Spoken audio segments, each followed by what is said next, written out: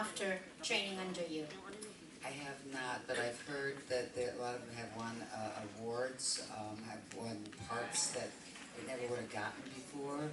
I hear about that. My problem is I work so many hours and I work 7 days a week. I have classes in LA. I coach all day long. I include Saturday and Sunday. I don't give myself time off. I travel all over the world.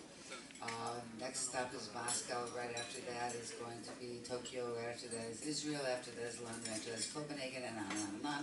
And my classes in LA, and my private students, and on and on. So I really don't see a whole lot. Okay. You know, so it's not like I handpicked. I don't see very much at all because I just don't have. Well, hopefully, maybe they'll come see you again with stories in the next couple of days when you're here.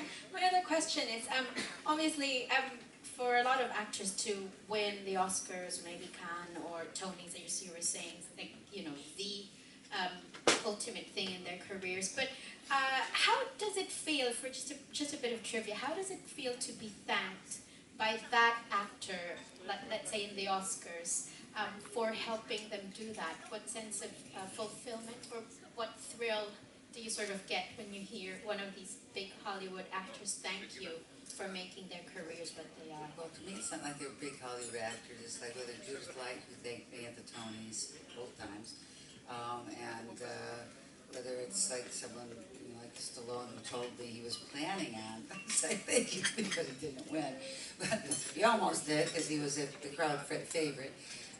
But it's like, it's not about like being big Hollywood star, like, oh, because that's not my point of view of them.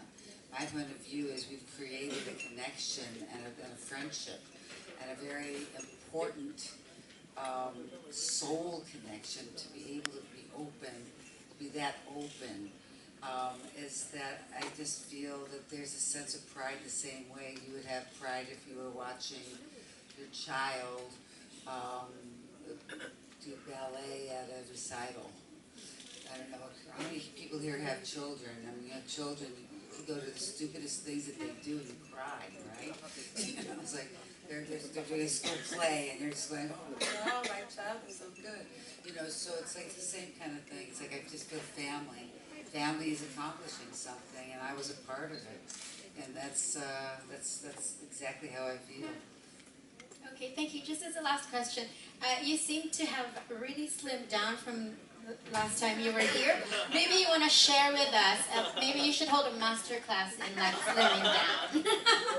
What's happened since then? Have you taken on a more active lifestyle, or you just really look, you know, it's all stress. A bunch of stuff happened at the same time about a year and a half ago. There's a lot of real traumatic stuff that happened all in the same week. You know how that happens? You know, when bad stuff happens, it all happens at the same time. It was very, very traumatic. And so I just, when I get up, some people when they get upset in things that are happening in their life eat, and some people don't. And I don't. You know, so I just couldn't eat, I couldn't stomach anything. So I lost a bunch of weight then, and then put some back on when I quit smoking in February. So I'm at the weight I want to be right now.